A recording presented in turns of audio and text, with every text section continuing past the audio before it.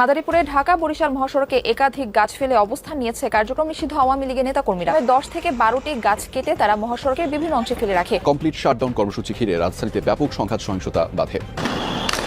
Complete shutdown সফল করতে বেলা 11টা থেকেই উত্তরার আজমপুর রাজলক্ষ্মী হাউস বিল্ডিং এলাকার প্রধান সড়কে অবস্থান নেয়। কি শাস্তি হতে পারে শেখ হাসিনার? একবার ফাঁসির আদেশ দেওয়া কি সম্ভব ট্রাইব্যুনালের পক্ষে? নাকি যাবজ্জীবন কারাবাসের আদেশ দেবে? নাকি সমস্ত অভিযোগ থেকে মুক্তি? সবকিছু নির্ভর করছে। কিন্তু এবার তেমন অবস্থা হলে ভারত সরকার সার্জিক্যাল স্ট্রাইক কেন, সামরিক অভিযানও নামবে। সবকিছু নির্ভর করছে 17 তারিখে ট্রাইব্যুনালের রায়ের ওপর ও সেদিনের শাটডাউন কর্মসূচির ওপর। ফরিদপুরের মধুখালীতে গ্রামীণ ব্যাংকে পেট্রোল ঢেলে আগুন দেওয়ার চেষ্টা করেছে একদল দুর্বৃত্ত। এখন এই ঘটনাটা সোশ্যাল মিডিয়াতে আসার পর আওয়ামী লীগের যারা নেতাকর্মী আছেন তারা একটা অদৃশ্য মজা পাচ্ছেন। বাংলাদেশের রাজনৈতিক বাস্তবতায় মোহাম্মদ ইউনূস যতই চেষ্টা করুন, শেখ হাসিনা তাকে বারবার পরাজিত করে দিচ্ছেন। তাহলে এখনকার পরিস্থিতি হলো ইউনূসের জন্য তৃতীয় ধাক্কা, এবং এটি হয়তো সর্বশেষ ধাক্কা। এখন ডক্টর মোহাম্মদ ইউনূস এই দায়িত্ব এড়াতে পারবেন কিনা? যে আওয়ামী লীগের যে দুইটা চ্যালেঞ্জ, আওয়ামী লীগকে ঘিরে দুইটি চ্যালেঞ্জ, রাজনৈতিক চ্যালেঞ্জ, এক হচ্ছে শেখ হাসিনার বিচার, রায় এবং নির্বাচনে অংশগ্রহণ। আজকে দেশের খুবই একটা ভয়ানক অবস্থা। আজকে আমরা এই ভিডিওতে দেখব কিভাবে দেশ সংস্কার করা যায়। তো বেশি কথা না বাড়িয়ে আজকের যে মূল নিউজটা সেটা আমরা শুরু করব। তার আগে আমাদের চ্যানেলে যারা নতুন আছেন অবশ্যই চ্যানেলটাকে সাবস্ক্রাইব করে দিবেন এবং ভিডিওটাতে একটা লাইক করে দিবেন। তো চলুন ধারাবাহিকভাবে স্ক্রিনের উপরে ভিডিওটা দেখে নিই। আওয়ামী লীগের প্রতি মানুষের সমর্থন এবং সেই সমর্থন প্রকাশ্যে জাহির করার সাহস মানুষের এত বেড়ে গেছে যে শেখ হাসিনা এবং তার সহযোগীদের বিচারে মৃত্যুদণ্ড বা বড় রকমের কোনো শাস্তির ঘোষণা করার সাহস বা ক্ষমতা ইউনূস সরকারের আদৌ আছে কিনা, সেটা নিয়ে যেমন বাংলাদেশে তেমন বাংলাদেশের বাইরে আন্তর্জাতিক দুনিয়ায় কিন্তু ব্যাপক প্রশ্ন উঠে গেছে। কেন উঠেছে প্রশ্ন, সেটা বিচার করে দেখা যাক, এবং সেই বিচারের প্রেক্ষিতে এটাও দেখব যে শেখ হাসিনা এবং তার সহযোগীদের কি শাস্তি দিতে পারে ইন্টারন্যাশনাল ক্রাইম ট্রাইব্যুনাল বা আন্তর্জাতিক অপরাধ আদালত। আন্তর্জাতিকভাবে এই অপরাধ ট্রাইব্যুনালে শেখ হাসিনার বিচার নিয়ে যে অভিযোগগুলো উঠেছে সেগুলি হলো, মানে যে এই বিচার অবৈধ, এই ব্যাপারে যে অভিযোগগুলো উঠেছে সেগুলো কোন কোন ভিত্তিতে একটু বলে নিই। প্রথমত 1971-এর যুদ্ধ অপরাধীদের বিচারের জন্য গঠিত ট্রাইব্যুনালের অধিকারের সীমা যেভাবে বাড়িয়ে 2024-এর সরকার বিরোধী আন্দোলনকে এর এখতিয়ারে আনা হয়েছে, সেটা আন্তর্জাতিক ট্রাইব্যুনাল গঠনের সব রকম আইনের বিরোধী। দ্বিতীয়ত, দেশে যখন পার্লামেন্ট ভেঙে দেওয়া হয়েছে, পার্লামেন্ট নেই, কোনো নির্বাচিত সরকার যখন নেই দেশে, তখন যেভাবে রাষ্ট্রপতিকে দিয়ে এই অধ্যাদেশ জারি করা হয়েছে সেটা সংবিধান বিরুদ্ধ শুধু নয়, প্রচলিত সমস্ত আইন কানুনের বিরুদ্ধে। এজন্যেই আন্তর্জাতিক মানবাধিকার সংস্থা, বিভিন্ন সংস্থা এবং আইনজীবীরা ইউনূস সরকারের এই কাজের আইনি ন্যায্যতা সম্পর্কে উল্লেখযোগ্য উদ্বেগ উত্থাপন করেছেন। ব্রিটিশ আইন সংস্থা ডাউটি স্ট্রিট চেম্বার্সের স্টিভেন পাওয়েলস কেসি এবং তাতিয়ানা ইটোয়েল তারা সংযুক্ত জাতিসংঘে একটি জরুরি আবেদন দিয়েছেন যাতে হাসিনার বিচার রাজনৈতিক প্রতিশোধের পরিবেশে পরিচালিত হচ্ছে বলে অভিযোগ করা হয়েছে। তারা বলেছেন এটা বিচার নয়, এটা আইন নয়, এটা প্রতিশোধ নেওয়া। তারা যুক্তি দেন যে আইনি আদালতে নির্বাচিত জনগণের ম্যান্ডেট ছাড়াই একটি অনির্বাচিত অন্তর্বর্তী সরকারের অধীনে এরা কাজ করছে। আবেদনে নির্দিষ্ট উদ্বেগ ও পক্ষপাতমূলক ব্যবস্থার অভিযোগ করে বলা হয়েছে, আইসিটি প্যানেলের প্রধান বিচারপতি ব্যারিস্টার শফিউল আলম মাহমুদ, তার বিএনপির সাথে রাজনৈতিক সংযোগ রয়েছে, অর্থাৎ বাংলাদেশ ন্যাশনালিস্ট পার্টি যেটা খালেদা জিয়ার পার্টি, তার সাথে রাজনৈতিক সংযোগ রয়েছে। এবং বেঞ্চের নিয়োগের আগে, অর্থাৎ তিনি এই বেঞ্চের প্রধান হওয়ার আগে কোনো বিচারিক অভিজ্ঞতা তার নেই। মূল প্রসিকিউটর তাজুল ইসলাম নিজেই আওয়ামী লীগ নিষিদ্ধের আহ্বান জানানো যে রাজনৈতিক সমাবেশে হয়েছিল সেখানে তিনি উপস্থিত ছিলেন। শুধু তাই নয়, তিনি জামায়াতের যুদ্ধ অপরাধীদের কৌশলী ছিলেন। সুতরাং এই বিচার কতটা নিরপেক্ষ সেটা নিয়ে বড় প্রশ্ন। তৃতীয়ত, অপরাধ ট্রাইব্যুনালের বিচার প্রক্রিয়া সভ্য সমাজের নিয়ম কানুনের কোনো তোয়াক্কা না করেই চলছে। হাসিনার হয়ে রাষ্ট্র যাকে কৌশলীর দায়িত্ব দিয়েছে তিনি নিজে সরকারি কৌশলী। যেভাবে বিচারপতির সঙ্গে তার সওয়াল জবাবের বিভিন্ন ভিডিও ক্লিপ বাইরে এসেছে, যেভাবে হাসি মশকরা চলছে তাদের মধ্যে, যেভাবে কথাবার্তা চলছে, তাতে তিনি অর্থাৎ হাসিনার কৌশলী হিসেবে যাকে নিয়োগ করা নিয়োগ করেছে সরকার, তিনি যে এই সরকারের ষড়যন্ত্রের অন্যতম শরিক সেটা বোঝা যায়। চতুর্থত, শেখ হাসিনার বিরুদ্ধে মূলত 5টি অভিযোগ করা হয়েছে। হত্যা, নির্যাতন, গুম, নির্বাসন, জোরপূর্বক নির্বাসনের চার্জ গঠন করা হয়েছে তার বিরুদ্ধে। একটি নির্বাচিত সরকারের প্রধান হিসেবে এর কোনোটির দায় ব্যক্তিগতভাবে রাষ্ট্রনায়ক বা শেখ হাসিনার উপর পড়ে না। তিনি নিজে গুলি চালিয়ে হত্যার আদেশ দিয়েছিলেন বলে বিবিসির যে অডিও ক্লিপটি ট্রাইব্যুনালে জমা দেওয়া হয়েছে সেটা যে জালিয়াতি করে তৈরি করা হয়েছে সেটা পরে প্রমাণিত হয়েছে। কিন্তু যেখানে পুরো বিচারটাই ষড়যন্ত্রের, সেখানে এসব ছোটোখাটো ষড়যন্ত্রের প্রশ্ন কে করবে আর কে শুনবে? সুতরাং আইনি প্রশ্ন সরিয়ে দেশের বর্তমান পরিস্থিতির বিচার করে দেখা যাক কি শাস্তি হতে পারে শেখ হাসিনার। প্রথমে আসি চিফ প্রসিকিউটর তাজুল ইসলাম যে মৃত্যুদণ্ডের দাবি জানিয়েছেন সেই প্রসঙ্গে। জাতিসংঘ 1400 মৃত্যুর কথা বলেছিল তাদের রিপোর্টে। সেই মোতাবেক তাজুল ইসলাম দাবি করেছেন 1400 বার ফাঁসি দিতে হবে শেখ হাসিনাকে, কিন্তু সেটা তো সম্ভব নয়, তাই একবার অন্তত দেয়া হোক, 1400 বার যদি নাও দেওয়া হয়। কিন্তু 1400 বার ফাঁসির আদেশ ছাড়ুন, একবার ফাঁসির আদেশ দেওয়া কি সম্ভব ট্রাইব্যুনালের পক্ষে? নাকি যাবজ্জীবন কারাবাসের আদেশ দেবে, নাকি অন্য কোনো ধরনের শাস্তি, নাকি সমস্ত অভিযোগ থেকে মুক্তি? অর্থাৎ 3টি সম্ভাব্য শাস্তি খোলা আছে বিচারপতিদের সামনে। প্রথমটি মৃত্যুদণ্ড। বিশ্বব্যাপী সমালোচনা ও দেশের মধ্যে উজ্জীবিত আওয়ামী লীগের বিরোধিতার মুখে আইসিটি মৃত্যুদণ্ডের সাহস পাবে না মৃত্যুদণ্ড দেওয়ার, যদিও প্রসিকিউটর এটা চেয়েছে। আন্তর্জাতিক চাপ হলো জাতিসংঘ, international criminal court, amnesty international, human rights watch সবাই এই বিচার প্রক্রিয়ার ন্যায্যতা সম্পর্কে ভীষণভাবে উদ্বেগ প্রকাশ করেছেন। এই চাপ অস্বীকার করার সাহস ও ক্ষমতা কোনোটাই নেই ট্রাইব্যুনাল ও সরকারের। এর সঙ্গে যোগ করুন ভারতের অবস্থান। হাসিনা এখন ভারতে আশ্রিত। মৃত্যুদণ্ড দেওয়া হলে সেই দণ্ড কার্যকর করতে হাসিনাকে বাংলাদেশে নিয়ে যেতে হবে, কিন্তু ভারত হাসিনাকে ফেরত দেবে না। সুতরাং মৃত্যুদণ্ড দেওয়া হলেও সেই দণ্ড কার্যকর করা যাবে না। তাহলে যে দণ্ড কার্যকর করা যাবে না, বরং বিশ্বের সরকারের দুর্নাম নিয়ে আসবে, সেরকম দণ্ড দিয়ে লাভ কি? উল্টে ভারত আরও প্রবলভাবে এই সরকারের বিরুদ্ধে চলে যাবে, দেশের মানুষ এই সরকারের বিরুদ্ধে চলে যাবে। সুতরাং মৃত্যুদণ্ড দেওয়া হবে না, এটা যে কোনো সুস্থ চিন্তা, এমনকি যাদের অসুস্থ চিন্তাও আছে, মানে পাগলেও পর্যন্ত দেখবেন, পাগল কখনো গাড়ি চাপা পড়ে না, তো পাগলও যখন গাড়ি চাপা পড়ে না, গাড়ি দেখলে দূরে সরে যায়, কারণ তাকে চাপা দেবে। এই সরকারও তেমনি চাপা খাওয়ার ভয়ে দূরে চলে যাবে মৃত্যুদণ্ড থেকে। দ্বিতীয় পরিণামটা হচ্ছে সম্ভাব্য সমস্ত অভিযোগ থেকে শেখ হাসিনাকে মুক্তি দেয়া। এটি রাজনৈতিকভাবে অসম্ভব। ইউনূস সরকার এই অনুমতি দিতে পারে না, কারণ এটি দিলে তাদের এতদিনের সব পরিকল্পনা ভেঙে যাবে। এমনকি শেখ হাসিনার বিরুদ্ধে এই যে আন্দোলন হলো 24-এ, সেই আন্দোলনের যেটা মূল সুর, সেই আন্দোলনের যে কারণ শেখ হাসিনার অবিচার, তার ভীষণভাবে তার অত্যাচার, সেইটাই তো থাকবে না। সুতরাং এত কাণ্ড করে কি লাভ তাহলে হবে? লাভ তো হবেই না, বরং এতে মুখ পুড়বে সরকার ও তার সঙ্গে থাকা রাজনৈতিক দলগুলোর, এই জামাত, বিএনপি, এনসিপি সহ সবার। আওয়ামী লীগের জনপ্রিয়তা আবার উল্টো দিকে আকাশ ছোঁয়া হবে। দেখলে তো, এত করে পেছনে লাগলেও কিছু করতে পারলো না। সুতরাং পুরোপুরি মুক্তি দেওয়ার ব্যাপারটা সম্ভব নয়। বাকি থাকলো কি? পরিণাম নম্বর 3, এটা হচ্ছে একটি সিম্বলিক রায় হবে। সেই রায়টা কীরকম হবে? রাজনৈতিক নিষেধাজ্ঞা দেওয়া হবে হাসিনার ওপরে। এখানেই এইটাই হচ্ছে সব থেকে প্রাসঙ্গিক।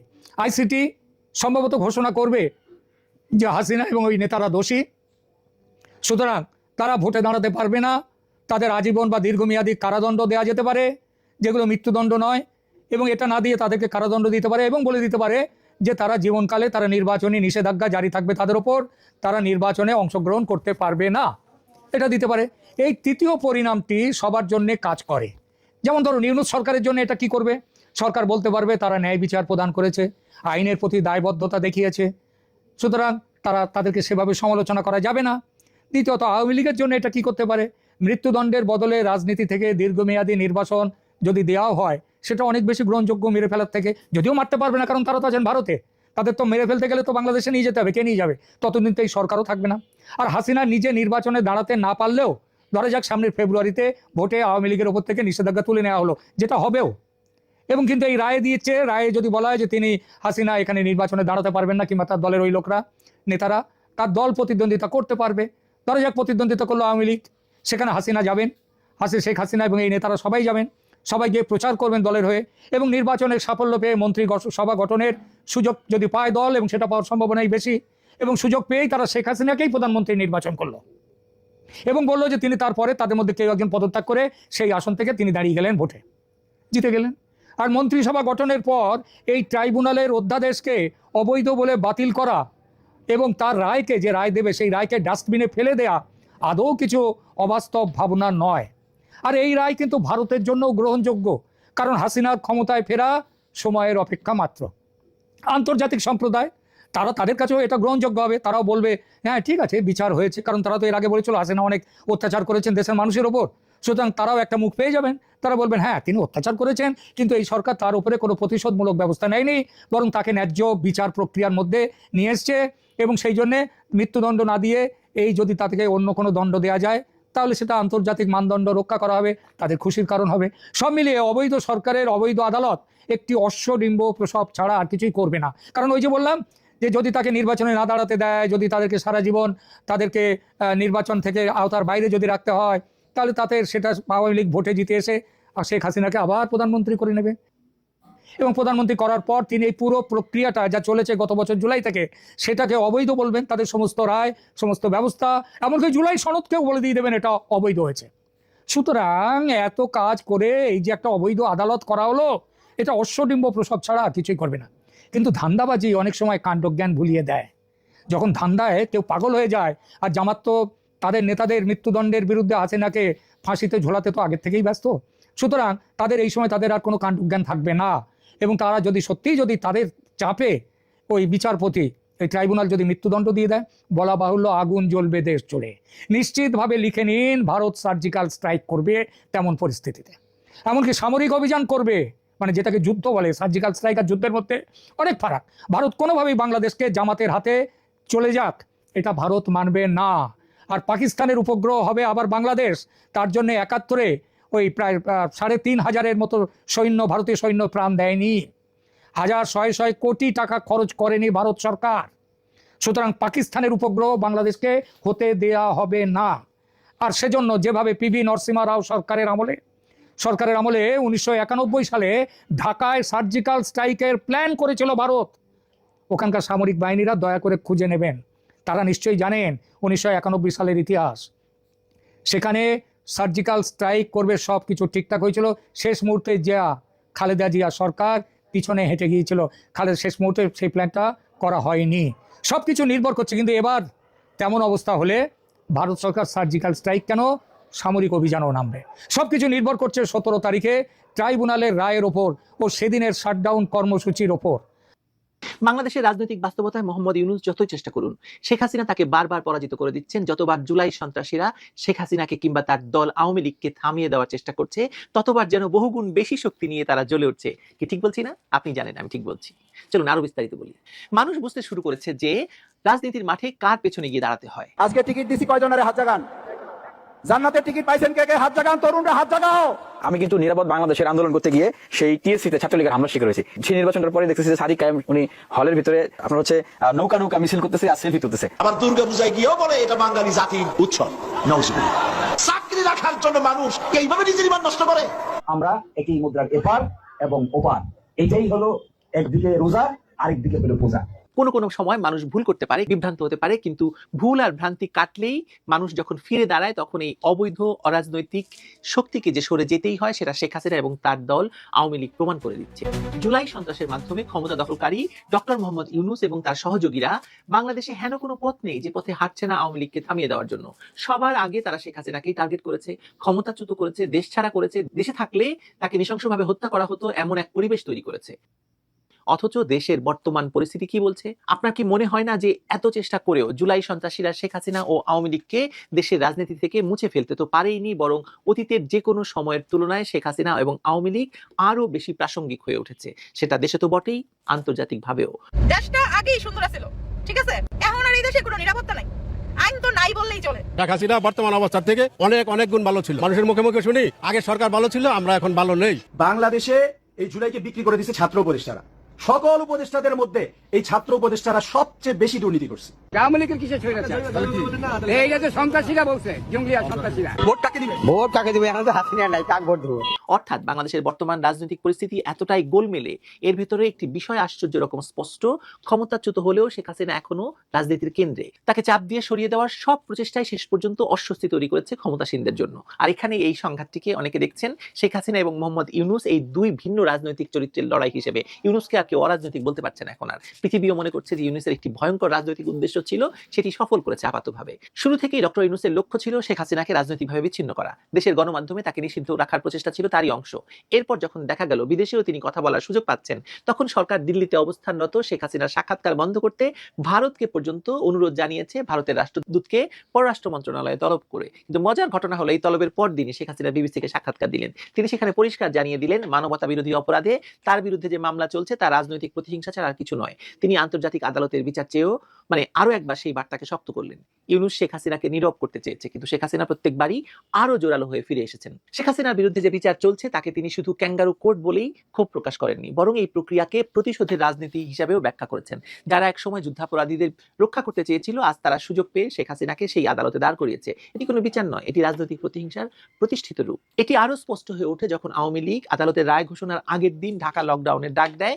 সরকারি কঠোর মনোভাব, নিরাপত্তা বাহিনীর বিপুল উপস্থিতি, সড়কে সড়কে তল্লাশি, মোবাইল চেক করা, সবকিছুর পরেও দিনের শুরুতেই রাজধানী স্তব্ধ হয়ে যায়। যানবাহন কম, বাস ট্রেনের গতিবিধি সীমিত, অনেক এলাকায় আগুন ও বিস্ফোরণ। এই দৃশ্য দেখিয়ে দেয় রাজনৈতিক উত্তেজনা কতটা গভীর।